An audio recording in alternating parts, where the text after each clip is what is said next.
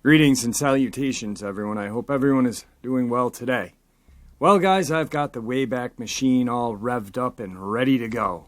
Before we head back into the past, a couple of links. As you know, I rely on my Patreon, my PayPal, and my merch store to help the channel to continue to grow and go. Those links are in the description below. Also, Dogman, Frightening Encounters, Volume 1, 2, and 3, the audiobook version, written by Tom Lyons, narrated and produced by me, Jeffrey Nadolny, is available on Audible, Amazon, and iTunes. The links to those are in the description as well. Now, I've taken enough of your time. Let's get on with today's upload. Shall we? Hairy creatures return a favor. Toll Lake, Mount Shasta area, California, 1897. During the summertime, a local native tells us he went fishing and caught a number of fish that he stringed together for the journey home. As he walked home along a deer trail at about dusk, he saw something ahead that looked like a tall bush. As he got closer, he became aware of a strong odor. He then realized that the bush was in fact a creature covered with coarse hair, much like horsehair. When it made an unusual sound, the native knew it was one of the creatures he had heard from, the old ones. He observed it more closely and clearly, saw two soft brown eyes through the hair. When it made a slight movement, the native made a motion of friendship and laid down the string of fish. The creature snatched up the gift and made off immediately into the woods. It then stopped for a moment and made a long, low sound, which the native will never forget. A few weeks later, the native was awoken by strange sounds outside of his cabin. Upon investigation, he found a stack of deerskin ready for tanning. Then off in the distance, he heard the long, low sound he remembered from his earlier encounter. As time went on, he received further gifts, such as wood for fuel, wild berries, and fruits. A few years later, the native took a job as a guide for some men looking for a treasure, probably a gold hoard. The men had a map indicating a spot on Mount Shasta. When the group reached the foot of Shasta, the men started drinking, so the native went ahead alone to explore some lower rock shelves. During this process, he was struck by a timber rattler. He headed back toward the group but fainted on the way. When he came to, he found himself in the company of 3 large, hairy creatures, 8 to 10 feet tall. They had made a small cut in the area of the native's snakebite, removed some of the venom, and placed cool moss on the wound. The creatures then carried their patient down the mountain and placed him under a low bush. As they left, the native heard the familiar cry. The native used his pistol to signal the other men and was thereupon taken to the nearest town for treatment. For many years thereafter, the native occasionally heard the creature's distinctive cry after sundown. The native related that the creatures were not vicious, but very shy, especially of white people, and that they generally came out only in the evenings and at night. They lived chiefly on berries and roots, and they dug. They ate meat only in the bitterest of cold weather. Their homes were deep mountainside burrows unknown to man.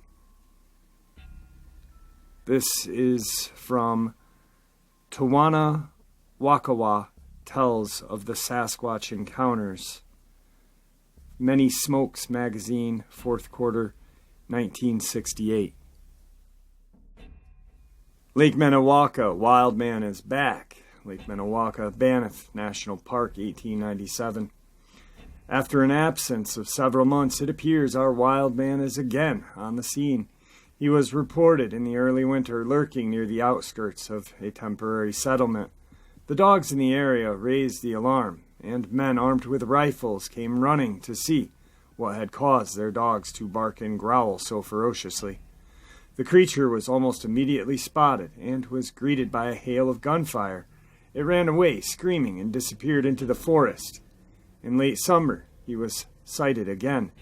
This time, 2 young boys said they watched him at a distance as he walked along a small ridge and disappeared from sight.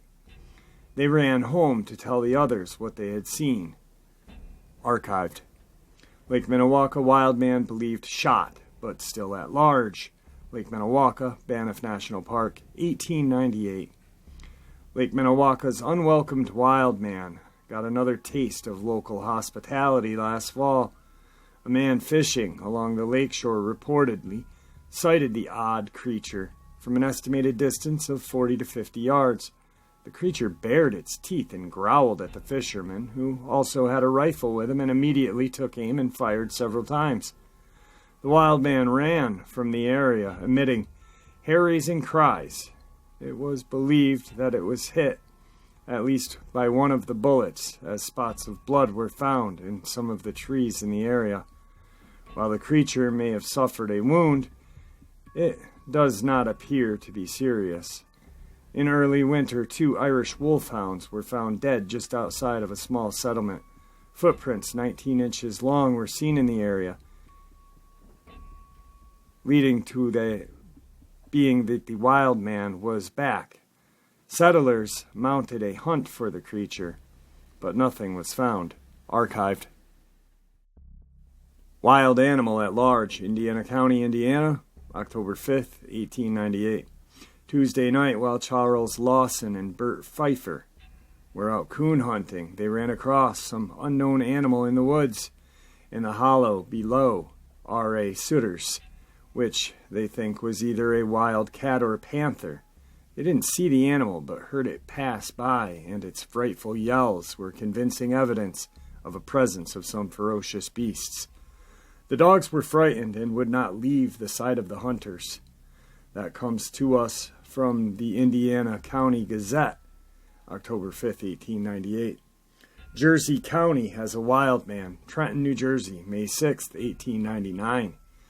Jersey County was wrought up to a stage of intense excitement over the appearance in their midst of a wild man who hides among the dense foliage and shrubbery by day and steals forth at night to procure food, where fish flounder over shallow places in the stream. According to the Jerseyville Democrat, the wild man has credited intense interest throughout the several townships infested, and interest is rapidly increasing. Small boys who have been accustomed to visit the Little Otter Creek for a swim or to catch a perch have abandoned their pleasure trips, and the placid waters of the small creek now flow undisturbed. Edward Vilmer of Big Otter Creek vicinity was in Jerseyville last week and stated positively that he saw the wild man a few days ago. Vilmer is a veteran wood chipper of the bottomlands and seldom visits town.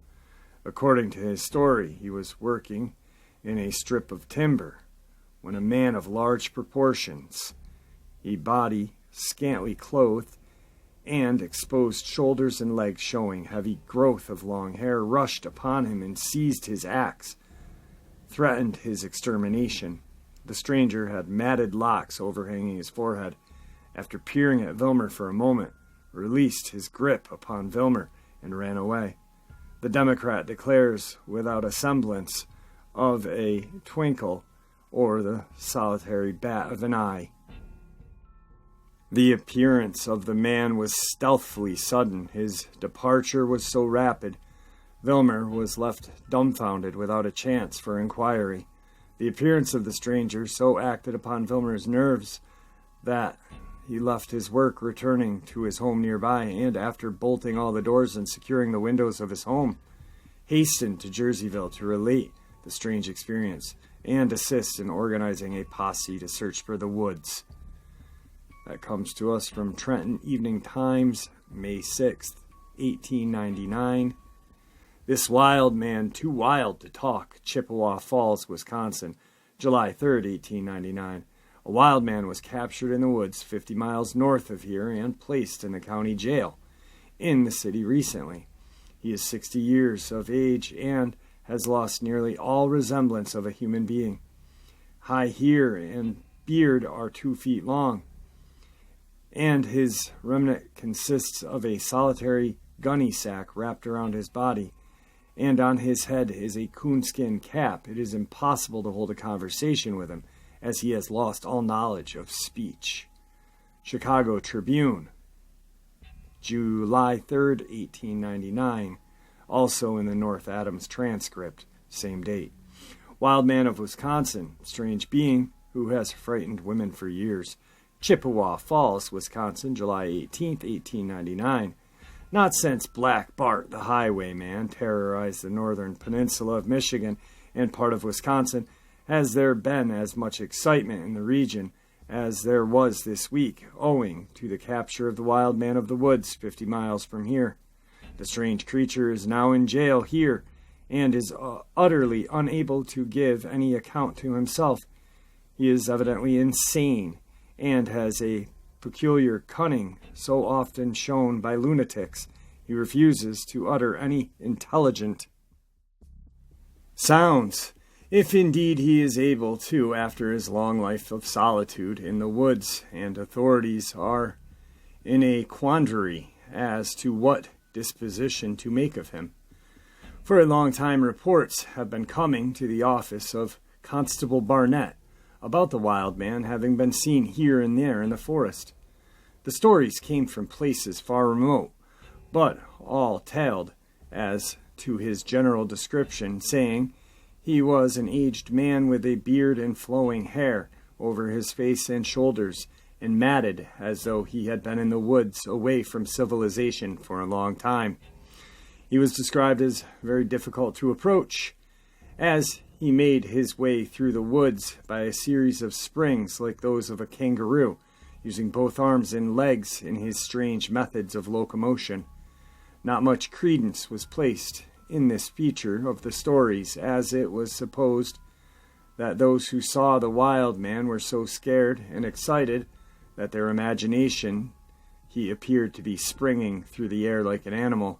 So many reports were heard of the crazy man from farmers hereabouts, as well as other settlers, became decidedly timorous about leaving their women and children unprotected in their homes, lest he should come into the town or settlements and attack somebody in his insane fury. And many requests were made of Constable Barnett that he should organize a posse and go forth in search for capture the wild man. To all these he was obliged to say that the whereabouts of the man were so much a mystery that it would be foolish to begin a general search of the mighty forest extending for miles in every direction, although the constable was as anxious as anyone that the fellow should be captured. The search has begun. Finally, however, word was received here that the wild man had been seen in the woods at a place about 50 miles away, and that he could easily be captured, as he seemed to have no weapons or implements of defense. And Constable Barnett at once took a train to the nearest railroad station to where he was said to have been seen. There he soon organized a posse of 50 men, and the search began. The party divided up into squads and began beating the woods in every direction, having arranged a signal to call all together if the men should be found. And when the search had gone on a few hours, the signal was sounded by a squad headed by Constable Barnett. When the others gathered, they saw the object of their search, sitting in the fork of a tree a short distance from the ground and glaring wildly and angrily at the men who had surrounded him. His only covering, aside from his long hair, was an old gunny sack twisted around his shoulders in the form of a robe, and he was indescribably dirty and repulsive-looking. The wild gleam in his eyes betrayed his insanity, and it was decided to use caution in capturing him. On his head was an old dirty coonskin cap, which was not at first noticed, so matted and tangled was his hair. The circle around the tree was gradually narrowed, leaving the wild man no chance for escape unless he were able to break through the ring of determined men who, advanced upon him with ropes and clubs, intent upon taking him alive. When the space separating the tree from the invaders was not more than 10 feet, the wild man suddenly sprang from the tree with a howl of rage and rushed directly upon his pursuers. Toward the point he evidently selected for escape, all the men suddenly sprang in at one moment. The wild man turned again, and with a peculiar spring, which had been described to the sheriff attempting to flee, he threw his weight upon both hands and feet, and with a strong movement of his legs like a kangaroo, threw himself forward to land again upon his feet and 6 feet away. Captured at last, his remarkable speed in this odd manner of locomotion completely surprised his pursuers, and he nearly escaped. But several, who were fleet of the foot, ran in a runabout course among the trees and headed him off. They ensued a terrific battle. The men sought to cast ropes around his limbs, but he struck and bit them viciously. 6 hands seized him at once, but with marvelous strength for such an old man, he wriggled himself free from the detaining grasp and sprung forward again. When he was captured a second time, one of the foremost in the posse threw himself onto the wild man, and the two rolled upon the ground in a fearful struggle, striking and scratching at each other. The farmer endeavored to grasp onto the throat of the wild man, but latter was too weary to tore off the hand about 6 times. Meanwhile, the rest of the posse were hovering around the two struggling men, seeking to lend aid to their companion, but fearing to injure him by interfering. At last, the farmer, who was wrestling with the crazed man, proved the stronger of the two and succeeded in turning his adversary on his back.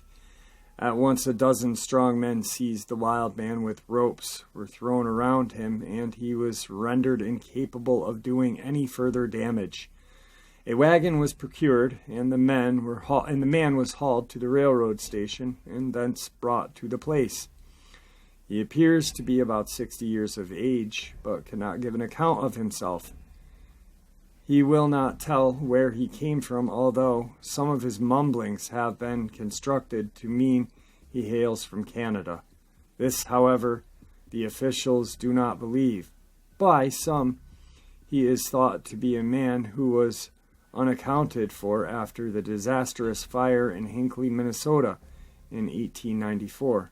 Everyone was accounted for either living or dead at the time except one man, and it was thought that this creature may be that man, crazed by fear and the scenes that he had witnessed, fled to the woods and has roamed there ever since, living on wild animals, birds, and sleeping in hollow trees and caves. Comes to us from Daily Iowa State Press, July 18th, 1899. Reign of Terror. Stories of the wild man of the woods. What the posse found, hacked trees and holes in the ground left behind by one who, in his fighting fits, attacked the nearest objects. Massillon, Ohio, August 10th, 1899. A reign of terror of a wild man of the rail timber northwest of Jersey, Licking County, remains unbroken. Every day, parties of Massillon, Westbrook, and Scipio citizens scour the woods, thrusting long poles into suspicious places too dark to be explored by the eye, but without succeeding in so much as catching a sign of their quarry. Constable Sibia of West Brookfield, who led one posse through the timberland, is in Massillon today. He says they found trees which had been hacked with a hatchet and holes in the ground too large to be those of animals, but the wild man himself evaded them entirely. It is the popular suspicion that this violent individual carries a long-handled hatchet, which he wields with intense fury, attacking trees and the earth when other foes are lacking. A telephone message that this man of the woods had been located near the rolling mill caused policeman Ertl to hurry thither the other day. When he arrived, an individual sitting under a tree with a nearby grove was pointed out to him. "He's crazy, officer. He's crazy. He's crazy," the workman declared, which remark caused the policeman to lay a hand on his shooting irons, and then, with a firm tread, proceeded to the grove. Theman, under the tree, looked up over the copy of the Christian Advocate he was reading and greeted the officer pleasantly. He said he was a stranger in the city and was in hard luck. He said he and the officer came down to town together, and from there the stranger went to Canton, where he was hopeful of securing employment. The policeman was disgusted with the whole affair, and he now takes the wild man stories with a grain of salt. The Massillon Independent, Ohio, August 10th, 1899. Several saw him. Terror of the woods takes to the city. Was seen on Mill Street. Mrs. Nichols Krell and her son declare he visited their home Thursday night. Marshall Kitchen makes an investigation. Massillon, Ohio, August 14th, 1899. Mrs. Nicholas Kress of 353 North Mill Street is the sister of Miss Matilda Reyes of Crystal Spring, who is in critical condition from injuries sustained at the hands of a human brute while walking home. From Massillon a few days ago, Thursday evening, Miss Krell was at her home with her 4 small children, her husband being employed at night at one of the nearby coal mines. At 8 o'clock, Miss Krell, who was removing some screens in the north part of the house, heard her 4-year-old son Leo scream. She hurried to him, and he declared that he had seen a wild man. He came right up to the screen door and was going to come in when I cried, said the child. Mrs. Krell took the boy in her arms and went to the front part of the house, glancing around the corner. She, too, saw the wild man. He was under a grape arbor and was running fast, declared Mrs. Krell.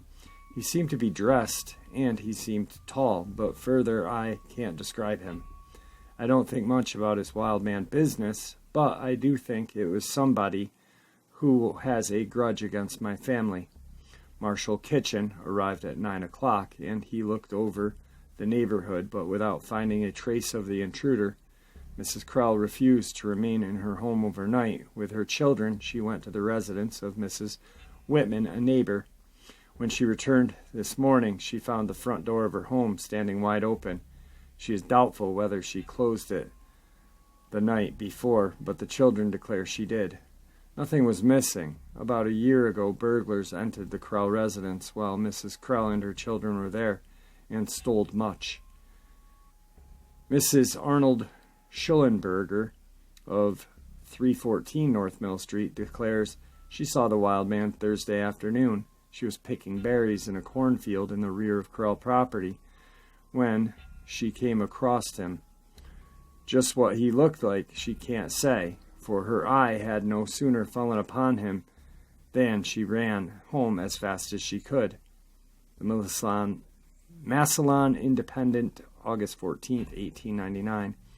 That wild man again believed he has gone north from Diagonal, Iowa, September 27th, 1899. This town was thrown into a fever of excitement the day before yesterday over the return of the wild man near the farm of a man by the name of Frank. Frank chased the monster for a ways, then lost sight of him in the timber. A number of men from the surrounding country had scoured the timber, but no trace of the wild man has been found. Word was received here about noon that the thing had been seen in the vicinity of Kent, near Creston. Afton, Ohio, September 27th, 1899, the wild man of Ringgold County put in its appearance some 7 miles from this place last night and created intense excitement. He appeared to have come to the chicken house of Mr. T.V. Prangle about 11 at night. He made an attack upon the poultry, carrying off enough to make a large pile of feathers where he stopped for a meal. Mr. Prangle heard the noise in his hen house and went to investigate, accompanied by his dog. The animal came in sight of the mysterious man, or beast, and beat a hasty retreat. Mr. Prangle advanced alone and got a fair view of the mystery, whatever it is. His description corresponds entirely with the heretofore printed. His impression is that it is not a wild beast, but an insane man of immense size. He thinks the man has been at large for a long time, that the appearance of long hair growing from his body is merely the skins of animals which he has donned as clothing, and that the dark skin of which he is credited is the accumulation of dirt and the effect of the sun. When he arrived at the chicken house, the wild man saw him and made a vicious attack upon him, but desisted when Mr. Prangle placed himself in the attitude of defense and ran away, carrying with him several hens. When the wild man left, he took the road toward Middle River across the prairie. Daily News, Des Moines, Iowa, September 27th, 1899. Well, guys, that is today's early encounters reported in the news. I have about one more upload left of these early encounters prior to the 1900s. I really enjoyed sharing them with you. Actually really enjoyed the research finding them. Truly an amazing work of art. You know, it's just, I've never, since starting this, gotten over how ridiculous people wrote or talked back then. It's pretty funny, but entertaining all the same. It's pretty crazy that how people rationalize things back then, and it's similar today. You know, like, we just want to kind of make the best out of a bad situation. Oh my God, a huge dog man just ate my freaking chickens out of my chicken coop. Well, it must have been a wolf. Or a huge Sasquatch looking creature just took off with my dog. Well, it was a cougar. You know, it's just, or it was a lunatic man from a escaped jail, whatever. It's pretty interesting. I hope you guys enjoyed it as much as I did. Hopefully I may be able to get the last one out tomorrow night, which is kind of going to be sad because I really enjoyed doing these. So anyway, have a great night, guys, and thanks for always listening. See ya!